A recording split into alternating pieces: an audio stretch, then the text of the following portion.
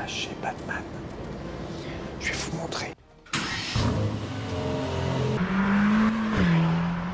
On sent que par contre on est vraiment dans une voiture de fou furieux.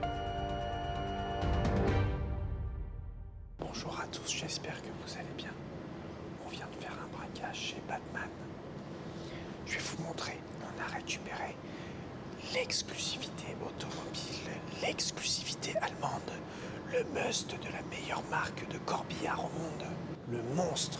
1500 exemplaires dans le monde, 730 chevaux de brutalité. Ah, je vous en dis pas plus, venez voir le fauve avant qu'il se réveille.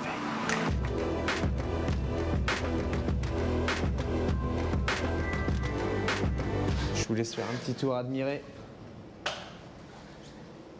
L'AMG GT Black Series. J'ai même pas les mots, regardez le capot, la façon dont le capot est travaillé, le creux en carbone pour aérer le moteur. Je sais pas si vous réalisez, mais tout est travaillé au millimètre près. Et je suis pas du tout Mercedes, j'aime pas du tout Mercedes. Mais là, quand j'ai vu la voiture pour la première fois, j'ai dit, c'est une œuvre d'art. On la met au milieu d'un salon, on n'y touche pas, c'est extraordinaire.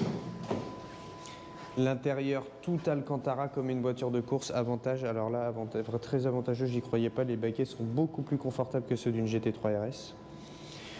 Un intérieur assez sophistiqué, GPS, pas mal de tactile, pas mal d'options, pas de siège chauffant bien évidemment, mais un volant multicommande ou autre, alors que sur une voiture équivalente type une GT3 RS comme exemple encore une fois, sur le volant on n'a pas de commande, on n'a rien du tout.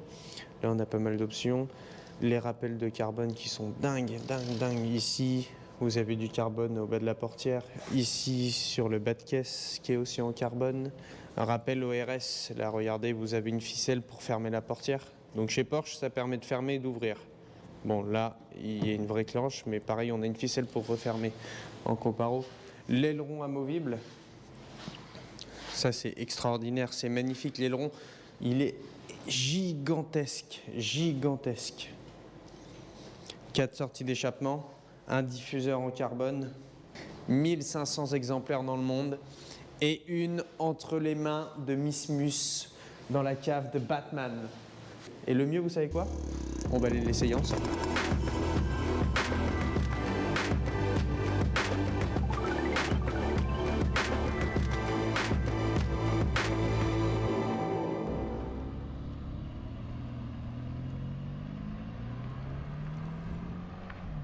Bon bah là, c'est très sport. Je suis assis dans un trou. Le baquet ne se règle pas, logique, c'est un baquet. Je ne vois rien. Ça fait 56 mètres de long. C'est facile, c'est confortable. Honnêtement, c'est confortable. Hein. Le bruit, c'est dingue, tout est dingue.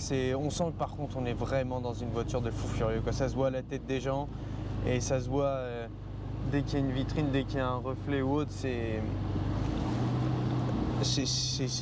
dingue, tu sens que tu es dans une voiture de fou.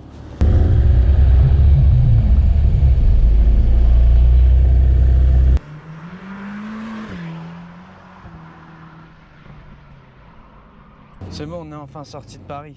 Donc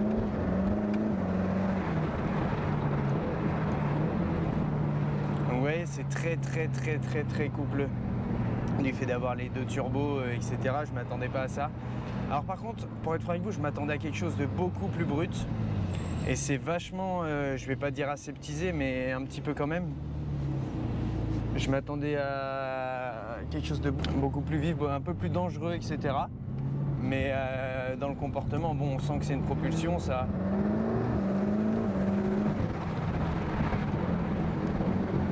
y va.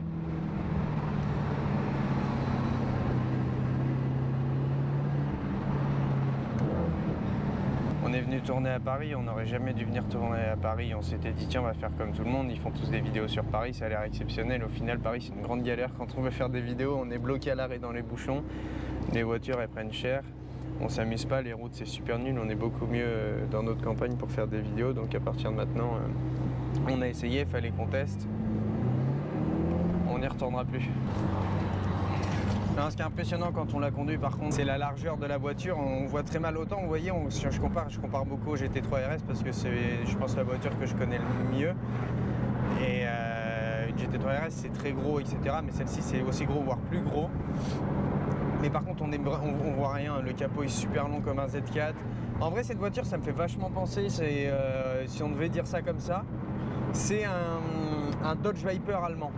Avec du luxe à l'intérieur parce que c'est hyper luxueux, c'est super, c'est Mercedes quoi, c'est très luxueux, c'est très beau. Si on se met en confort ou autre, on roule tous les jours avec sans aucun souci. Mais il y a le côté un peu... Mais malheureusement, il y a des FAP dessus et ça étouffe vachement. Déjà qu'il y a 2 turbos qui étouffent le bruit. Là, les FAP, ça étouffe vachement le bruit.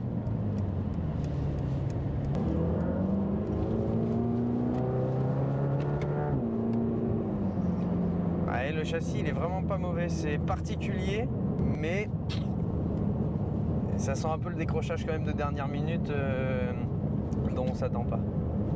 Après ici en réglage, quand on est en mode, on a plusieurs modes du coup comme je vous ai dit, humide, confort, sport, sport plus et race. Et ici vous avez pour régler votre traction control. Et là je peux régler ma motricité en traction control on à fond, off à fond. Donc c'est à dire que si là j'ouvre en grand, logiquement, c'est orange. Logiquement là si j'ouvre en grand je fais un surplace.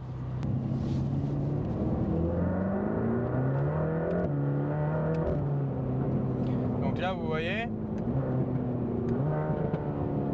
on a tout déconnecté, le traction control, tout, j'ai mis pied au plancher en 2 jusqu'à 6-7, bon, non 5-6, la voiture elle a pas bougé, donc au final vous voyez c'est super châssis. Je pensais pas, normalement Mercedes, j'avais conduit il y a longtemps une SL500 et c'était sans arrêt en travers ou autre, et au final celle-ci elle tient vachement au sol, elle freine bien, c'est chic, c'est confortable, c'est luxueux, ça marche. Mais c'est efficace, c'est efficace, ça permet de, tu peux vraiment bien rouler avec ça. Le temps qu'on perd sur les dodanes, c'est improbable avec ces voitures.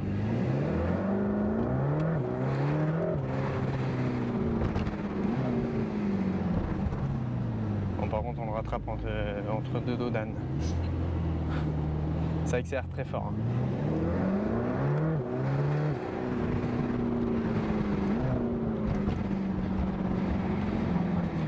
On a fait le tour. Après comme je vous le disais, moi l'intérêt de nos vidéos c'est pas de rouler comme des kékés, ça tout le monde sait accélérer avec une boîte automatique suraseptisée, mais ce qui est super sympa c'est de se rendre compte voilà, de la voiture, de la puissance, du fait que ça transmette. Par contre celle-ci transmet au sol, je pensais pas, mais elle transmet vachement bien au sol. Le châssis a l'air plutôt bon, le freinage a l'air bon, alors qu'une Mercedes c'est pas trop réputé pour. Avec la table à repasser qu'on a derrière, c'est plutôt une belle auto. Il faut dire ce qui est, donc c'est plutôt sympa.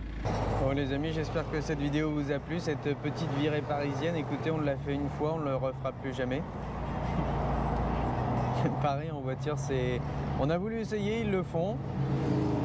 On s'est dit que ce serait sympa d'aller sur Paris, se balader, etc. C'est l'enfer. C'est l'enfer. C'est terminé. Plus jamais de Paris en voiture pour faire une vidéo. Plus jamais. Paris, c'est en train. Donc voilà, j'espère que ça vous a plu. A plus.